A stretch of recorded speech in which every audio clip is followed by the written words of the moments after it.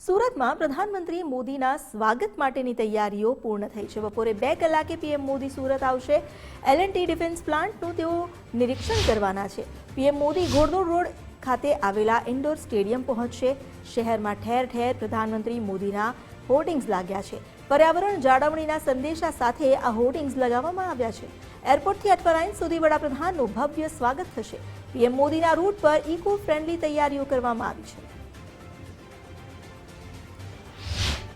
વડાપ્રધાન નરેન્દ્ર મોદી આજે સુરતના મહેમાન બનવા જઈ રહ્યા છે, ત્યારે પીએમ મોદીના સ્વાગત માટેની તડામાર તૈયારીઓ છે તે કરવામાં આવી છે અને આ તૈયારીઓ હાલ પૂર્ણ કરી લેવામાં આવી છે।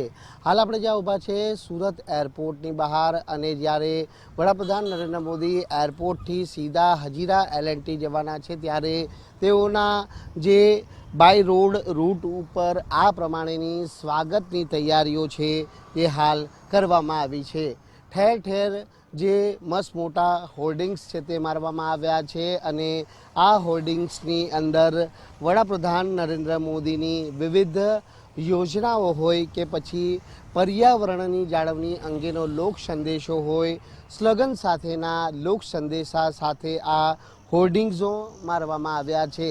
જે પ્રમાણે આજરોજ વડાપ્રધાન નરેન્દ્ર મોદી હજીરાના L&T ખાતે ડિફેન્સ પ્લાન્ટની મુલાકાત બાદ સુરતના ઘોડદોડ રોડ સ્થિત ઇન્ડોર સ્ટેડિયમ ખાતે પહોંચવાના છે। ત્યાં તેઓ 18,000 કરોડથી પણ વધુના વિવિધ પ્રકલ્પોનું લોકાર્પણ અને ખાતમુહૂર્ત વિધિ છે તે કરવા જઈ રહ્યા છે। એરપોર્ટ ખાતે જ્યારે તેઓ આવવાના છે, ત્યારે એરપોર્ટ ખાતે વિવિધ સ્લોગન સાથે જે કાર્યકર્તાઓ છે તે હાજર રહેવાના છે અને તેઓને ઉષ્માભેર રીતે આવકારવાના છે। એટલે બપોરના 2 વાગ્યા સુધીની હવે વડાપ્રધાન નરેન્દ્ર મોદીના આગમનની વાટ છે તે હાલ સૌ કોઈ જોઈ રહ્યા છે।